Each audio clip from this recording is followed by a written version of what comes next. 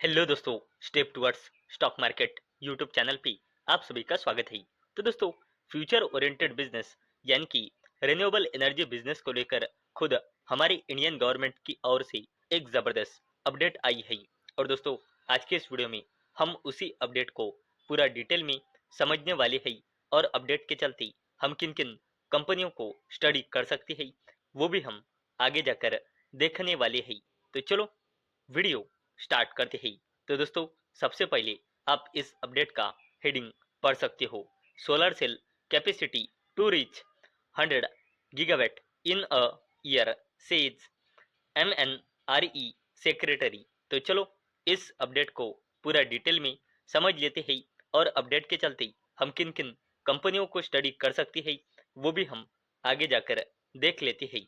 तो दोस्तों, इंडिया का सोलर सेल मैन्युफैक्चरिंग कैपेसिटी उम्मीद है कि with in a year 100 gigawatt तक पहुंच सकता है, जो अभी है 32 गीगावाट का। ऐसा MNRE यानी कि ministry of new and renewable energy secretary Santosh ji ने फ्राइडे को कहा है। और दोस्तों, अगर हमने आगे देखा तो wafer and ingot manufacturing capacity उम्मीद है कि जून 2028 तक ये बढ़कर 80 गीगावाट हो जाएंगी। और दोस्तों, approved list of modules and manufacturer policy ये एक ऐसी है जो कंपोनेंट्स को लगातार सपोर्ट कर रही है। और दोस्तों, सारंगी ने कहा कि गवर्नमेंट काम कर रही है ऐसी स्कीम लॉन्च करने के चलते जो कंट्री में यानी कि हमारे भारत देश में पॉलीसिलिकॉन मैन्युफैक्चरिंग को इनकरेज करेंगी। और दोस्तों, अगर हमने आगे देखा तो इंडिया ऐसे एक इंसेंटिव स्कीम पे काम कर रही है जो 10 गीगावाट से भी ज़्यादा domestic polysilicon manufacturing capacity build करेगा और अपनी सोलर सप्लाई चेन को और भी मजबूत करेगा और हमारी जो चाइना पे डिपेंडेंसी है उसको भी कंप्लीटली कम करेगा, क्योंकि हमारे जो रॉ मटेरियल आती है वो चाइना से ही आती है सोलर रिलेटेड। और दोस्तों, ऐसा union new and renewable energy secretary Santosh Kumar इन्होंने फ्राइडे को कहा है।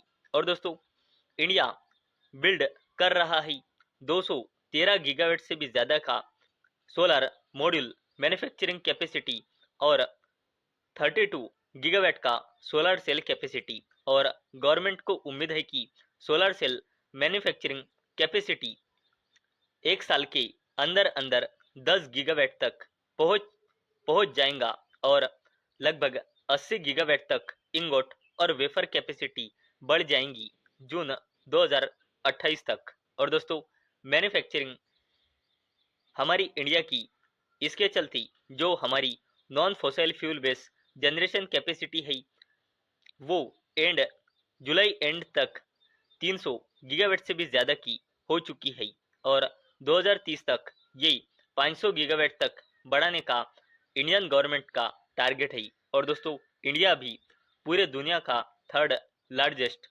रिन्यूएबल एनर्जी मार्केट है। और दोस्तों, ये जो इंडियन गवर्नमेंट का टारगेट है 2030 तक 500 गीगावाट की रिन्यूएबल एनर्जी यानी कि non fossil fuel base capacity तक पहुंचने का, ये दोस्तों इससे भी ज़बरदस्त तरीके से बढ़ सकता है, क्योंकि दोस्तों हमारे कुछ फ्यूचर ओरिएंटेड बिजनेस है जैसे कि डेटा सेंटर, AI यानी कि आर्टिफिशियल इंटेलिजेंस और EV यानी कि इलेक्ट्रिक व्हीकल।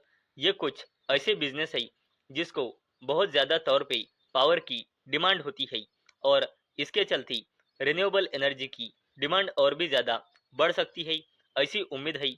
और 2030 तक 500 गीगावाट से भी ज़्यादा की रिन्यूएबल एनर्जी कैपेसिटी हो सकती है, ऐसी उम्मीद है। और दोस्तों, अगर हमने बात की कि इस अपडेट के चलते हम किन किन कंपनियों को स्टडी कर सकते हैं, तो दोस्तों इस शानदार अपडेट के चलते हम टाटा पावर, अडानी ग्रीन, वारी एनर्जीज, प्रीमियर एनर्जीज और सरकारी कंपनी इरडा ऐसे कुछ ज़बरदस्त कंपनियों को हम इस अपडेट के चलते स्टडी कर सकती है।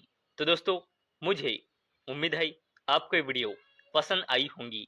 तो दोस्तों, अगर आपको ये वीडियो पसंद आई होंगी तो इस वीडियो को लाइक करें और चैनल को सब्सक्राइब करें। और दोस्तों, मैंने ये वीडियो सिर्फ और सिर्फ एजुकेशन और इंफॉर्मेशन पर्पस के लिए बनाई है। मेरी ओर से कोई भी रिकमेंडेशन नहीं है कि आप इन स्टॉक्स को बाय करें, सेल करें या फिर होल्ड करें। तो चलो, मिलते हैं अगले वीडियो में। तब तक के लिए टाटा, बाय बाय।